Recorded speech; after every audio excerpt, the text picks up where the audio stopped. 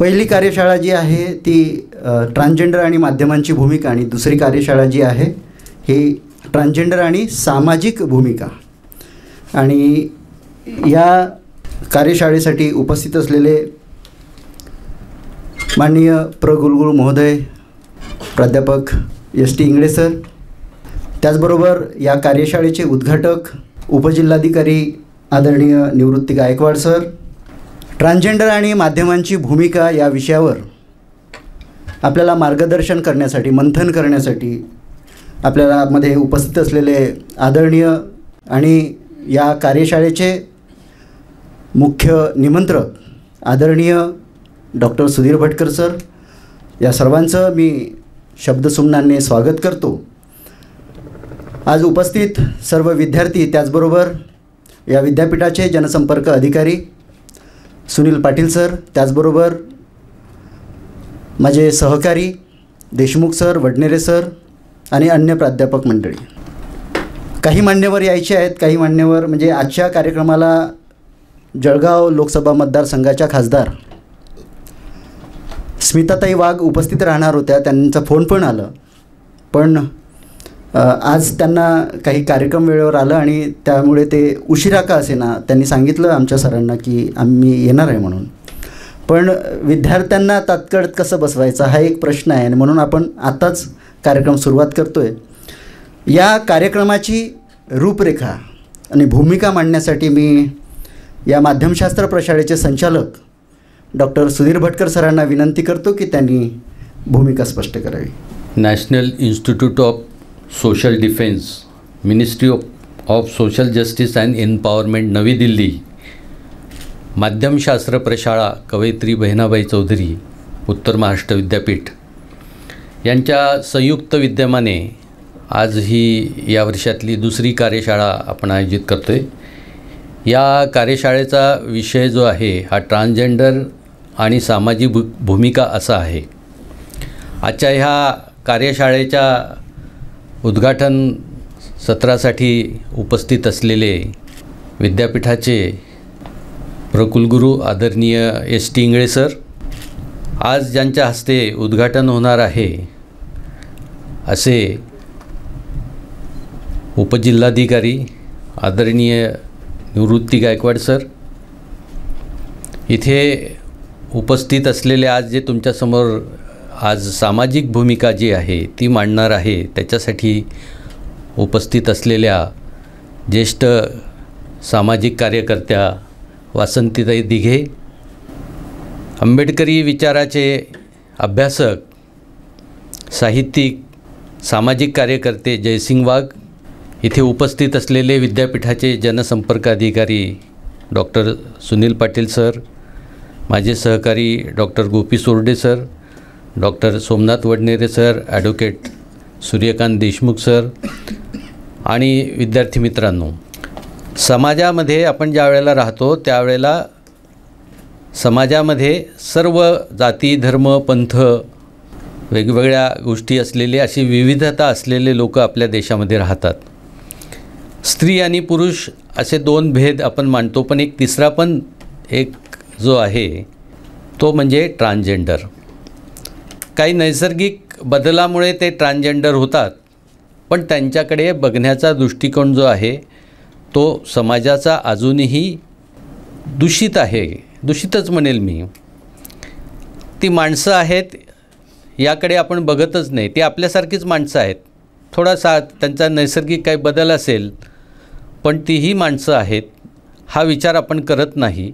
समाजाने हा विचार केला पाहिजे आणि समाजाची काय भूमिका राहिली पाहिजे, समाजाने काय केलं पाहिजे याच्यासाठी केवळ शासनाने किंवा सरकारने त्याच्याविषयी काही कायदे करायचे, त्यांच्या विकासासाठी कामं करायची किंवा काही योजना आणायच्या हेच नव्हे, तर समाजाने सुद्धा त्यांना आपल्यात सामावून घेतलं पाहिजे.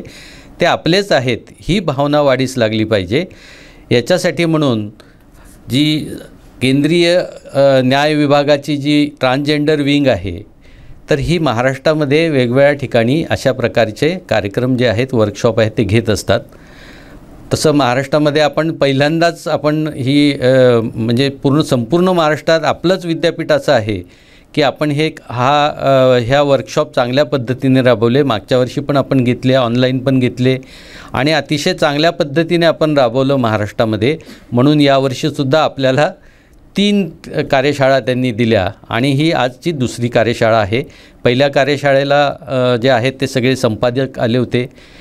ट्रान्सजेंडर आणि माध्यमांची भूमिका काय आहे, कारण माध्यम ही समाज प्रबोधनाचं मोठं माध्यम आहे आणि त्याच्यामुळं त्यांची भूमिका काय असली पाहिजे ती आपण ऐकली. आज सामाजिक भूमिका काय असली पाहिजे, समाजाची भूमिका काय असली पाहिजे, हे आज आपण इथे असलेले सामाजिक कार्यकर्ते आहेत त्यांच्याकडून ऐकणार आहोत. आणि 10 ऑक्टोबरला अशाच प्रकारची एक कार्यशाळा आहे. ती जी आहे ती ट्रान्सजेंडर आणि प्रशासनाची भूमिका असा तिचा विषय आहे. त्या कार्यशाळेला जळगाव जिल्ह्याचे जिल्हाधिकारी आदरणीय आयुष प्रसाद सर उद्घाटनाला येणार आहेत. त्यांनी हो सांगितलं. प्रमुख अतिथी म्हणून जळगाव जिल्ह्याचे पोलीस अधीक्षक जे आहेत आदरणीय महेश्वर रेड्डी सर ते येणार आहेत. समारोपाला अंतुर्लीकर सर येणार आहेत, जे निवडणूक शाखा जी आहे ती सांभाळतात. त्यानंतर आपले आयुक्त जे आहेत महानगरपालिकेचे ते सुद्धा येणार आहेत, ढेरे साहेब. समाज कल्याण आयुक्त योगेश पाटील ते येणार आहेत. विद्यापीठाचे जनसंपर्क अधिकारी डॉक्टर सुनील पाटील सर पण आहेत. आणि ही सगळी मंडळी जी आहे तर ती प्रशासनाची काय भूमिका आहे ती मांडणार आहेत. आजच्या ह्या कार्यशाळेला सर्व मान्यवर आले, त्यांचं मी विद्यापीठाच्या वतीने, विभागाच्या वतीने, प्रशाळेच्या वतीने आणि आपल्या सगळ्यांच्या वतीने स्वागत करतो आणि थांबतो. धन्यवाद सर. यानंतर मी सर्व मान्यवरांना विनंती करतो की त्यांनी कवयित्री बहिणाबाई चौधरी आणि क्रांतिज्योती सावित्रीबाई फुले यांच्या प्रतिमेस माल्यार्पण करावं आणि त्यानंतर दीप प्रज्वलन करून या कार्यशाळेचं उद्घाटन करावं.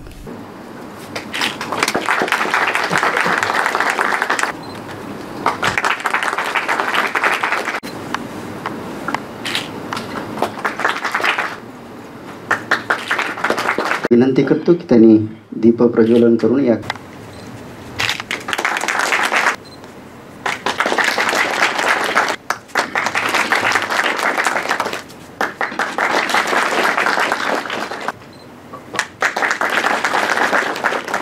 आदरणीय निवृत्ती गायकवाड सर या जिल्ह्याचे उपजिल्हाधिकारी आहेत. यांचं स्वागत विद्यापीठाचे प्रकुलगुरू महोदय आदरणीय एस टी इंगळे सरांना विनंती करतो की त्यांनी त्यांचं स्वागत करावं.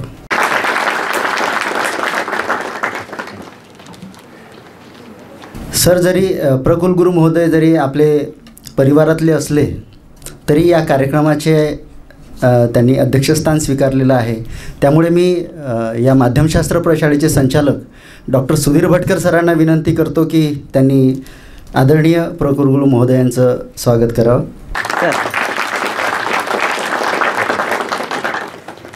ट्रान्सजेंडर आणि सामाजिक भूमिका, नेमकी सामाजिक भूमिका काय आहे हे मत मांडण्यासाठी आणि मंथन करण्यासाठी या ठिकाणी उपस्थित असलेले वक्ते म्हणून उपस्थित असलेले आदरणीय भरतदादा आंबळकर यांचं स्वागत प्रकुलगुरू महोदय यांना विनंती करतो की त्यांनी त्यांचं स्वागत करावं.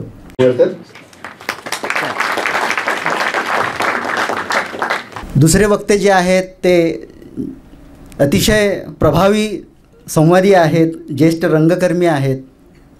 आदरणीय शंभू अण्णा यांचं स्वागत मी प्रकुलगुरू महोदयांना विनंती करतो की त्यांनी त्यांचं स्वागत करावं. महाविद्यालयीन जीवनापासून ज्यांनी म्हणजे विद्यार्थी दशेपासून ज्यांनी समाजकार्यामध्ये झोकून घेतलं, एक अभ्यासपूर्ण लिखाणाने ते परिचित आहेत, त्या म्हणजे ज्येष्ठ सामाजिक कार्यकर्त्या आदरणीय वासंतीताई दिघे यांचं स्वागत मी प्रकुलगुरू महोदयांना विनंती करतो की त्यांनी त्यांचं स्वागत करावं. ज्येष्ठ साहित्यिक जे आपण विविध वृत्तपत्रांमधनं आपण पाहतो त्यांचे स्तंभलेख असे ते जयसिंग वाघ सर. जयसिंग वाघ सरांचं स्वागत आदरणीय प्र कुलगुरू महोदयांना विनंती करतो की त्यांनी त्यांचं स्वागत करावं. धन्यवाद सर.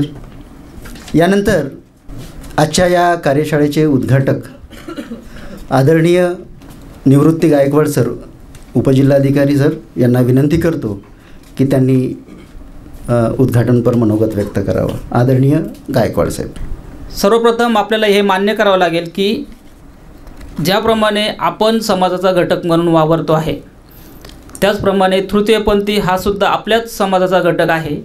आणि राज्यघटनेने आपल्याला जे काही अधिकार दिलेले आहेत, समानतेचे असतील, शिक्षणाचे असतील, स्वातंत्र्याचे असतील, ते सर्व अधिकार त्यांनासुद्धा इक्वल प्रमाणात लागू होतात. आणि ही मानसिकता जोपर्यंत आपण बदलत नाही की तृतीयपंथी व्यक्ती ही दुसरी तिसरी कोणी नसून फक्त नैसर्गिकरित्या त्यांच्यामध्ये काही बदल झाल्यामुळे ते त्या कॅटेगरीमध्ये वर्ग झालेले आहेत.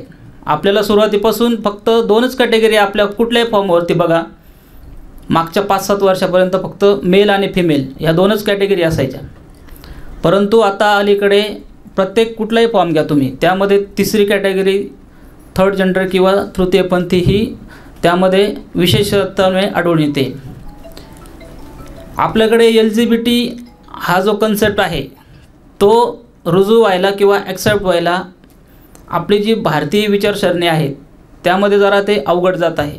परंतु त्याकडे आता मार्गक्रमण आपला समाज करतो आहे. आपण बघितलं असेल की लेस्बियन समुदाय जो आहे जगाने त्यांना ॲक्सेप्ट केलेला आहे.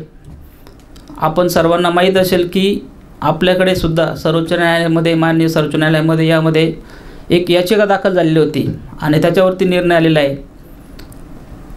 दुसरा आहे तो B for bisexual, T for transgender. हा जो घटक आहे, जन्मताना तर स्त्री आणि पुरुष ह्या 2च आपण त्या ठिकाणी लिंग जे आहे ते आपण बघतोय आहे. परंतु जशी जशी त्यांची वाढ होईल तसं तसं त्यांच्या शारीरिक रचनेमध्ये बदल होतो आणि नंतर मग ते या कॅटेगरीमध्ये येतात. आता आपण जनरली रस्त्याने जात असताना बऱ्याच वेळा बघतो की कुठेतरी टोल नाका असेल किंवा सिग्नल असतील तर त्या ठिकाणी हे आपले जे तृतीयपंथी बांधव असतात ते त्या ठिकाणी उभे असतात आणि आपल्या उदरनिर्वाहासाठी ते आपल्याकडनं पैसे देत असतात. तर ते पैसे जे घेतात त्याच्या बदल्यात आपल्याला ते आशीर्वाद देतात, अशी एक आख्यायिका आहे. किंवा रामायण महाभारतामध्ये सुद्धा याचा उल्लेख आहे की साक्षात श्रीकृष्ण, भगवान श्रीकृष्णांनी या समुदायाला आशीर्वाद दिलेला आहे की तुम्ही ज्यांना ज्यांना आशीर्वाद द्याल त्यांचं कुठेतरी चांगलं सत्कर्म होईल आणि त्या अनुषंगाने आपण त्यांच्याकडनं ते आशीर्वाद प्राप्त करून घेत असतो. परंतु बराच मानसिकतेचे लोक असतात की जे वेगळ्या निगेटिव्ह नजरेने बघत असतात किंवा त्यांच्या मानसिकतेमध्ये हा कुठला तरी वेगळा घटक आहे म्हणून ते टिंगलटावाळी किंवा निगेटिव्ह टिप्पणी करत असतात. तर आपल्या या माध्यमातून ॲटलिस्ट आपण स्वतःपासून सुरुवात करू शकतो की हे सुद्धा आपल्याच समाजाचे घटक आहेत आणि यांना पण तितकाच अधिकार आहे जितका आपल्याला सामाजिक जीवन जगताना, डेली जीवन जगताना आहे. तर असं जर कोणी करत असेल तर ॲटलिस्ट त्यांना आपण त्या ठिकाणी थांबवू शकतो की बाबा तू चुकीचं आहे आणि तू जे करतो आहे ते चुकीचं असून आपण त्यांचं मतपरिवर्तन करू शकतो. आणि मग इथून जोपर्यंत आपण स्वतःची मानसिकता बदलत नाही तोपर्यंत समाजाची मानसिकता बदलू शकत नाही. आपण बघितलं असेल की निवडणुकीमध्ये सुद्धा आता तृतीयपंथी हा घटक त्या ठिकाणी आयोगाने समाविष्ट केलेला आहे. विशेष बाब म्हणून पूर्वी आपल्याला मतदार यादीमध्ये नाव नोंद करण्यासाठी त्यामध्ये रहिवास पुरावा, शिक्षणाचा पुरावा, जन्माचा पुरावा या गोष्टी त्या ठिकाणी आवश्यक असायच्या. परंतु तृतीयपंथीयांना स्वतःच्या घरापासून दूर केलेलं असते, त्यांच्याकडे कुठलेही स्वतःचे असे रेकॉर्ड्स किंवा पुरावे उपलब्ध नसतात. म्हणून आयोगाने एक खास बाब म्हणून अशा सर्व घटकांचा मतदार यादीमध्ये समावेश व्हावा या अनुषंगाने फक्त गुरूंचं प्रमाणपत्र या आधारे या सर्व तृतीयपंथीय बांधवांचं नाव मतदार यादीमध्ये नोंद करून घ्यावा असं सुद्धा सूचना दिलेल्या आहेत. आता जर आम्ही निवडणुकीमध्ये काम करतो आहे आणि मी 14 जळगाव ग्रामीण या मतदारसंघासाठी आता निवडणूक निर्णय अधिकारी असणार आहे. तर आज रोजी आपल्याकडे जवळपास 3,33,000 मतदार आहेत आणि या 3,33,000 पैकी फक्त 3 हे तृतीयपंथीय मतदार म्हणून नोंद झालेले आहेत. याच्या मागचं कारण काय की आपण ॲक्सेप्ट केलेलं नाही आहे, त्यामुळे हा घटकसुद्धा पुढे येत नाही. कारण स्वतःची आयडेंटिटी त्यांना डिस्क्लोज करायची नाही आहे. समाज काय म्हणेल हे त्यांच्याच बाबतीत नाही, आपल्याच बाबतीमध्ये बघा की कुठल्याही प्रवाहाच्या विरुद्ध दिशेने जाऊन एखादा जर आपण निर्णय घेत असेल तर तो कितीही बरोबर असेल तरी आपले पॅरेंट्स असतील किंवा आपले घरातील वयस्क नागरिक असतील तर ते सुरुवातीला हेच बघणार की समाज काय म्हणेल. तर समाज काहीही म्हणत नाही. आपल्याला जे वाटेल, आपला जो इनर व्हॉइस आहे तो जर म्हणत असेल की आपण जे कृत्य करतो आहे, जे कृती करतो तो योग्य आहे, तर त्या दिशेने आपण वाटचाल केली पाहिजे. बऱ्याच वेळेला आता समाज म्हणून आपण एखाद्या व्यक्तीची भावना आपण त्या ठिकाणी दाबवून ठेवलेली असते. तर जोपर्यंत या समाजाला आपण ॲक्सेप्ट करणार नाही तोपर्यंत तो आपलं स्वतःचं जीवन, आपली आयडेंटिटी आपल्यासमोर रिव्हील उघडी करणार नाही. म्हणून मे बी ते जे आपल्याकडे नोंदणीचं प्रमाण आहे ते फक्त 3 आहे. म्हणजे आपण यावरून विचार करू शकता की अजूनही हा समाज स्वतःहून पुढे यायला तयार नाही, कारण त्यांना आपण कम्फर्टेबल वातावरण दिलेलं नाही.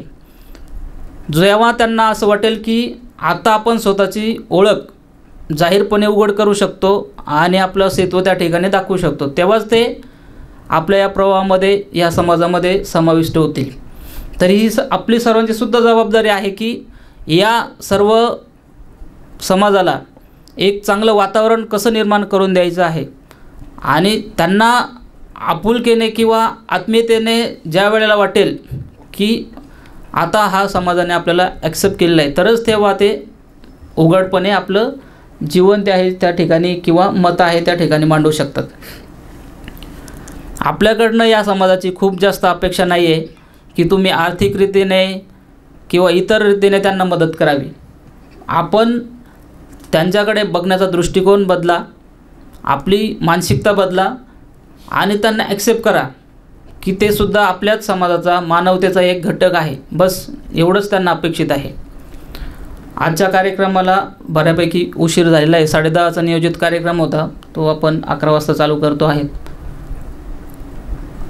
आजच्या कार्यक्रमासंबंधित मला या ठिकाणी भटकर सरांनी बोलवलं. मला कुलगुरू सरांचं या ठिकाणी विशेष आभार मानावं वाटतं की सरांनी आम्हाला लोकसभेमध्ये खूप मदत केलेली आहे. धन्यवाद सर.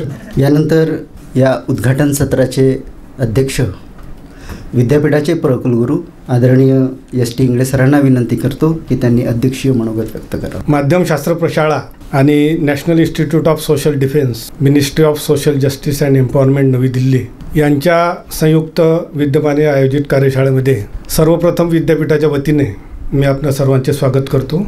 खरं म्हणजे तसा विषय वाटतो सोपा, परंतु अत्यंत क्लिष्ट असा विषय आहे.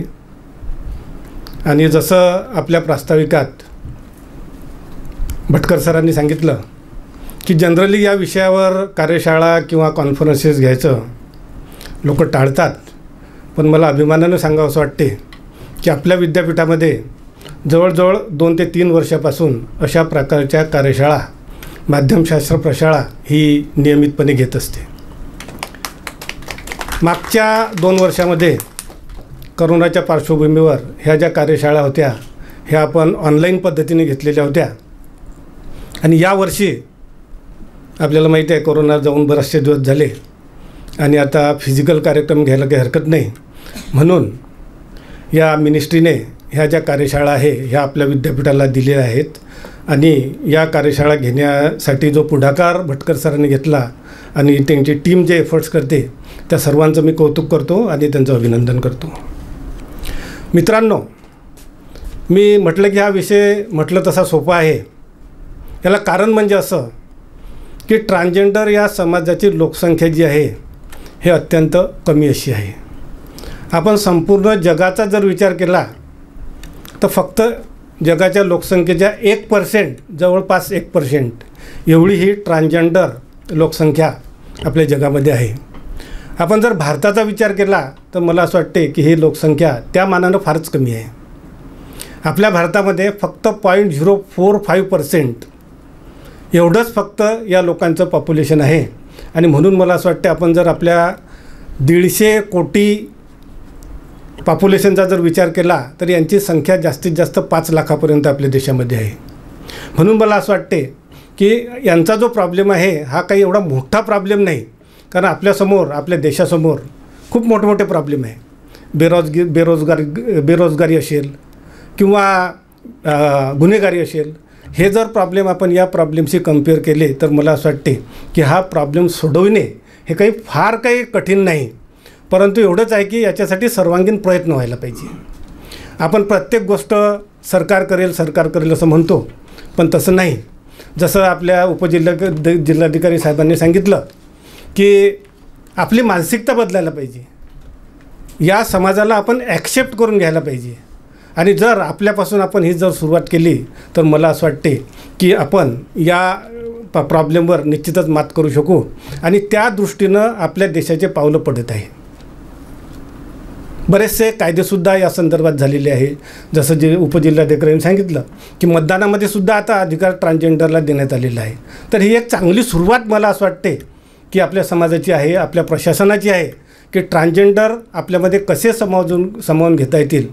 आपण या समाजाचा एक भाग आहोत हे त्यांच्यामध्ये रुजलं पाहिजे आणि त्यासाठी सर्वंकष प्रयत्न होणे गरजेचे आहे. तर मला याच्यामध्ये 3 गोष्टी अशा वाटतात की जर ह्या 3 गोष्टी आपण केल्या तर मला असं वाटते की या समाजाचे बऱ्यापैकी आपण चांगल्या प्रकारे त्यांना आपण आपल्या मुख्य समाजाच्या प्रवाहामध्ये आणू शकतो. तर सर्वात पहिलं म्हणजे त्यांची मानसिकता बदलली पाहिजे. आणि मानसिकता बदलण्यासाठी त्यांना शिक्षण हे गरजेचं आहे. कारण हा समाज जर आपण बघितला तर मला असं वाटते की शिक्षणाचं प्रमाण यांच्यामध्ये खूप कमी आहे. संपूर्ण देशामध्ये फक्त एकच IAS ऑफिसर या समाजाचा झालेला आहे. आतापर्यंत रिपोर्टेड जे आहे ते म्हणजे एक फक्त IAS ऑफिसर या समाजाचा झालेला आहे. तर मला असं वाटते की त्यांना जर आपण शिक्षणाच्या मुख्य प्रवाहात आणलं तर निश्चितच त्यांची मानसिकता बदलण्यासाठी आपल्याला ते हे होईल, चांगलं होईल आणि निश्चितच त्यांची मानसिकता बदलली जाईल. दुसरं म्हणजे आरोग्याच्या बाबतीत त्यांच्यावर लक्ष दिलं पाहिजे. आरोग्य, कारण त्यांना फारसं काही आरोग्याच्या सुविधा नसतात किंवा ते आरोग्याच्या जर काही प्रॉब्लेम असतील तर ते कदाचित दवाखान्यात जातसुद्धा नसतील. तर आरोग्यासाठी त्यांच्यासाठी काहीतरी करायला पाहिजे. तर ह्या 2 जर गोष्टी केल्या आणि तिसरी सर्वात महत्त्वाची गोष्ट म्हणजे त्यांना रोजगार निर्मिती जर करून दिली तर मला असं वाटते की त्यांचा जो प्रॉब्लेम आहे तो खूप मोठ्या प्रमाणावर आपण सोडवू शकू. तर पहिलं शिक्षण, दुसरं आरोग्य आणि तिसरं रोजगार, या 3 फ्रंटवर सर्वांगीण प्रयत्न होणे गरजेचं आहे. आणि मला असं वाटते समाज आणि गव्हर्मेंट, सरकार या दोघांनी मिळून जर हे प्रयत्न केले तर निश्चितच ट्रान्सजेंडर या समाजाला आपण समाजाच्या मुख्य प्रवाहामध्ये आणू शकू. निश्चितच हे जे स्टेप्स या माध्यमातून घेतलेली, या वर्कशॉपच्या माध्यमातून घेतलेली आहे, ही स्टेप्स मला असं म्हणायचं की हे सुरुवात आहे. इथून जर अशा प्रकारचं प्रबोधन होत गेलं तर मला असं वाटते की निश्चितच आपण ट्रान्सजेंडरचे जे प्रॉब्लेम आहे ते सोडायला मदत करू शकू. अत्यंत चांगली स्टेप्स या माध्यम शाळेनं घेतलेली आहे, त्याबद्दल त्यांचं अभिनंदन. मला इथे बोलावलं, मान दिला, अध्यक्षीय भाषण करण्याची संधी दिली, त्याबद्दल संयोजकाचे आभार. धन्यवाद. धन्यवाद सर. उद्घाटन सत्र पहिलं होणार आहे आणि त्याच्यानंतर लागलीच आपण आपल्या सत्राला सुरुवात करणार आहोत. तत्पूर्वी या उद्घाटन सत्राचं आभार मी ॲडव्होकेट सूर्यकांत देशमुख यांना विनंती करतो की त्यांनी आभार. आजच्या या एकदिवसीय कार्यशाळेसाठी आपल्याला उद्घाटक म्हणून लाभलेले आपल्या जळगाव जिल्ह्याचे उपजिल्हाधिकारी माननीय श्री निवृत्ती गायकवाड सर हे त्यांच्या कार्यव्यस्ततेतून आपल्या कार्यक्रमासाठी हजर झाले, म्हणून मी त्यांचे खूप खूप आभार व्यक्त करतो. त्यानंतर आपल्या विद्यापीठाचे प्रकुलगुरू प्राध्यापक डॉक्टर इंगडे सर यांचंसुद्धा खूप मोठं कार्यव्यस्तता असते, परंतु ते आपल्या कार्यक्रमासाठी आवर्जून या ठिकाणी उपस्थित राहिले, त्यांचेसुद्धा खूप आभार व्यक्त करतो. या कार्यक्रमासाठी ज्येष्ठ समाजसेवक, सामाजिक कार्यकर्ते माननीय श्री भरतदादा अंबळकर सर हे सुद्धा उपस्थित राहिलेत. तदनंतर ज्येष्ठ सामाजिक कार्यकर्ते जयसिंग वाघ सर आणि ज्येष्ठ रंगकर्मी शंभूदादा पाटील, वासंतीताई दिघे यांचं सर्वांचं मी आमच्या प्रशाळेच्या वतीनं, आमचे संचालक डॉक्टर सुधीरजी भटकळ सर यांच्या वतीनं आभार व्यक्त करतो. आमचे सर्व सहकारी आणि आपण सर्व या ठिकाणी उपस्थित राहिलात आणि कार्यक्रमाची शोभा वाढवली त्यासाठी आपले सर्वांचे सुद्धा खूप खूप आभार. आपल्या विद्यापीठाचे जनसंपर्क अधिकारी डॉक्टर सुनील पाटील सर हे सुद्धा या कार्यक्रमाला उपस्थित राहिले, त्यांचे सुद्धा खूप खूप आभार. धन्यवाद. उद्घाटन सत्र संपलेलं आहे. लागलीच आपण सुरुवात करणार आहोत. मी अमोल पाटील यांना विनंती करतो की त्यांनी सूत्र हाती घ्यावं.